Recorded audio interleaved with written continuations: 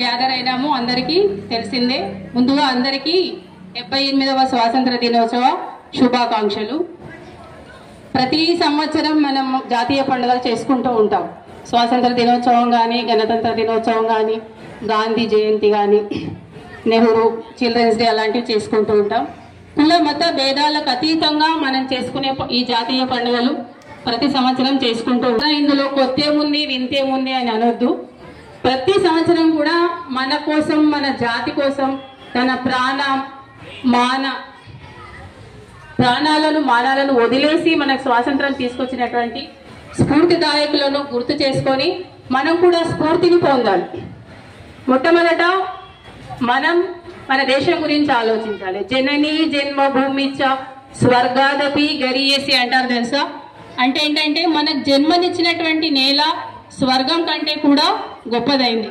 కాబట్టి మొట్టమొదట మనం మన జాతిని గురించి, మన దేశాన్ని గురించి ఆలోచించాలి.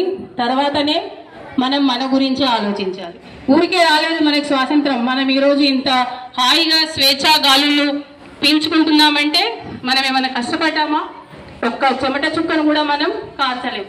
కానీ మనం ఇలా స్వేచ్ఛగా జీవించడం కోసం ఎంతో మంది వారి యొక్క ప్రాణాలను అర్పించారు. పిల్లలు చాలా మంది పేరు చెప్తున్నారు. వారం రోజుల నుంచి కూడా ఉపన్యాస పోటీలు నిర్వహిస్తుంటే చాలా చక్కగా ఇన్ఫర్మేషన్ గ్యాదర్ చేసి ఎంత బాగా చెప్తున్నారో.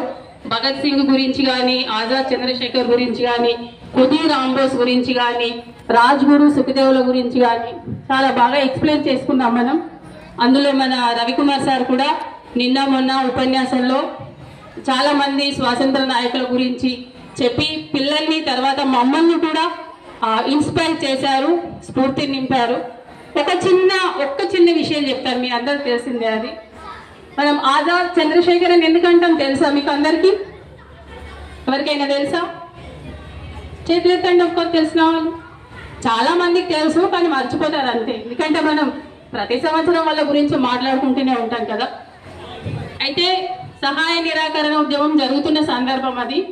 మన భారతీయులందరూ కూడా బ్రిటిష్ వాళ్లకు, అంటే వారి యొక్క వస్తువులు ఏమి వాడొద్దని, వాళ్ళకు ఎలాంటి సహాయం చేయొద్దని గవర్నమెంట్ కార్యాలయాలు కానీ, కాలేజీలు కానీ, అన్ని కార్యాలయాలు కూడా పనిచేయడం మానేసింది.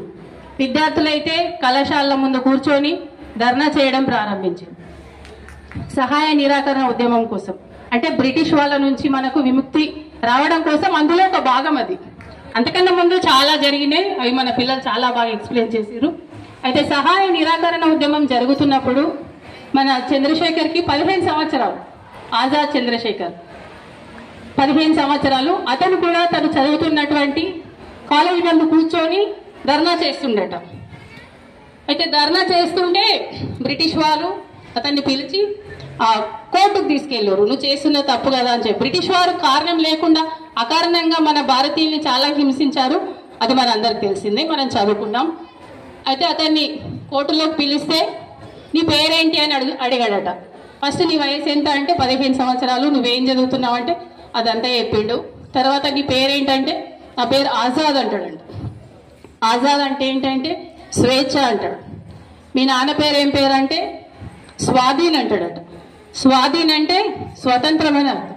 తర్వాత నీ ఊరేది, నువ్వు ఎక్కడ ఉంటావు, నీ ఇల్లు ఎక్కడ ఉంది అంటే భారతదేశం నాది, నేను భారతదేశంలోనే ఉంటాను, అదే నా మట్టి, నేను జీవించి ఉన్నంత వరకు ఇక్కడే ఉంటానని అతనికి సమాధానం చెప్పిండు ఆ కోర్టులో ఉన్నటువంటి జడ్జి. ఇంకా అప్పట్లో ఇలాంటి సమాధానాలు చెప్తే ఆంగ్లేయులకు నచ్చవు కదా.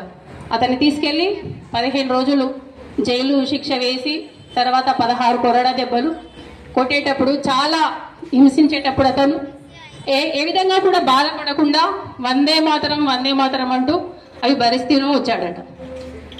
తర్వాత భగత్ సింగ్కు ఊరేసిన విషయం మన అందరికి తెలిసిందే.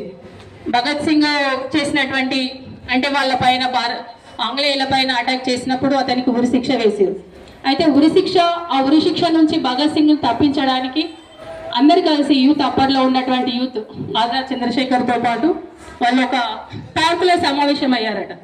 పార్కులో సమావేశమై వాళ్ళు డిస్కస్ చేసి మాట్లాడుకుంటున్నారు, మనం భగత్ సింగ్ని ఏ విధంగా విడిపించుకోవాలని వాళ్ళు డిస్కస్ చేసుకుంటున్నారు.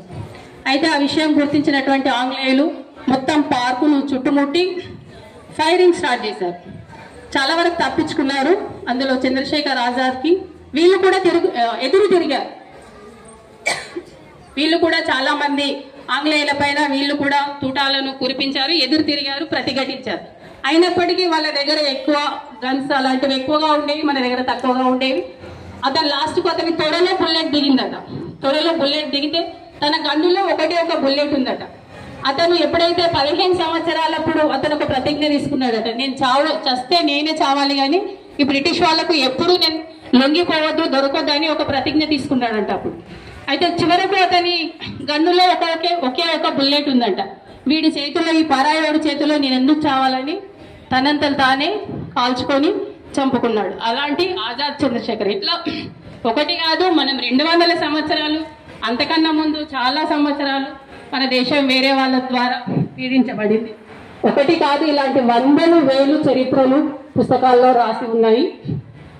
దురదృష్టం ఏంటంటే ఇంత కష్టపడి వాళ్ళ స్వార్థం, ఇంత కూడా స్వార్థం లేకుండా దేశానికి స్వతంత్రాన్ని తీసుకొస్తే ఇప్పుడున్న ప్రజెంట్ యూత్, అందరని కాదు కొంతమంది, ఇప్పుడు మన భారతదేశంలో 70 crores, దాదాపు 70 కోట్ల మంది ప్రజలు యూతే ఉన్నారు. యూతే దేశానికి వెన్నెముక. అందులో కొంతమంది యూత్ అన్ని నేర్చుకొని మంచి దశలో, అంటే మంచి స్థానంలో ఉంటున్నారు. కానీ కొంతమంది తెలిసి తెలియక మీడియా ప్రభావం వల్ల కావచ్చు, వాళ్ళు ఏం చేస్తున్నారంటే చాలా దురలవాట్లకు, వ్యసనాలకు అలవాటు పడిపోతున్నారు. అలవాటు పడిపోయి వారి యొక్క బంగారు భవిష్యత్తును నాశనం చేసుకుంటున్నారు.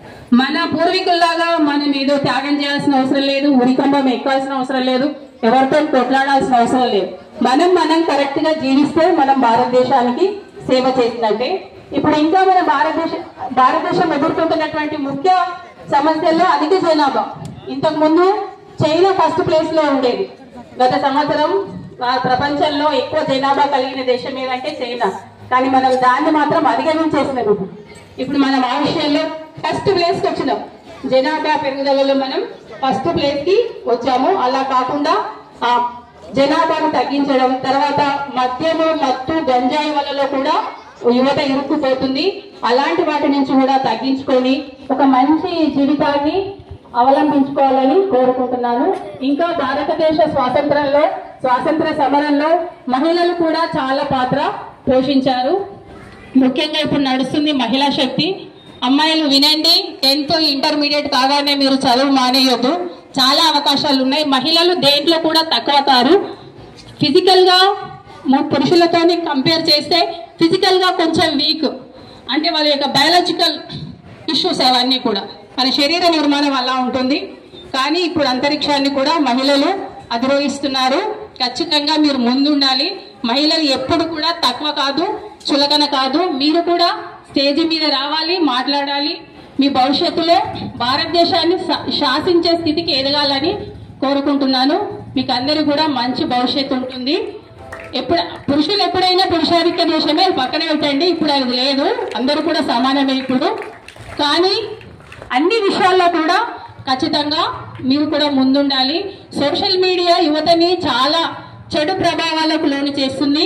నాకు ఇప్పుడు అవకాశం దొరికింది సభావేదిక కాబట్టి నేను చెప్తున్నాను, ఆ సోషల్ మీడియాకి చాలా దూరంగా ఉండండి. ఎంత అవసరమో అంతే వాడుకోండి. దానిపైన ఎక్కువ ఫోకస్ చేస్తున్నారు. స్కూల్లో జరిగే విషయాలపైన తక్కువ ఫోకస్ చేస్తున్నారు. వాటిని ముందు తగ్గించుకోండి. బాయ్స్ కానీ గర్ల్స్ కానీ ఇలాంటి కౌమార దశలో అలాంటి చిన్న చిన్న ఆకర్షణలకు లోనే భవిష్యత్తును పాడు చేసుకోవద్దు. ఓకేనా? విన్నారు కదా నేను చెప్పిందంతా కూడా. ఇంకా చాలా ఉంది. మన 200 సంవత్సరాలు మనం పీడించబడ్డాం. అంతకన్నా ముందు కూడా చాలా సంవత్సరాలు మన భారతదేశం పీడించబడింది. ఇలా చెప్పుకుంటే ఒక 3-4 గంటలు కూడా మీకు వినవైపుకుంటే నేను చెప్పగలుగుతాను. కానీ చాలా అంశాలు ఉన్నాయి. నాకు సమయం చాలా తక్కువ ఇచ్చారు కాబట్టి కొంత మాత్రమే చెప్పగలిగాను. అందరూ కూడా మరొకసారి 78వ స్వాతంత్ర దినోత్సవ శుభాకాంక్షలు తెలియజేస్తూ నాకు ఈ అవకాశం ఇచ్చినందుకు ధన్యవాదాలు తెలియజేస్తున్నాను. Thank you madam. మీరు ఇచ్చినటువంటి స్ఫూర్తి చాలా గొప్ప.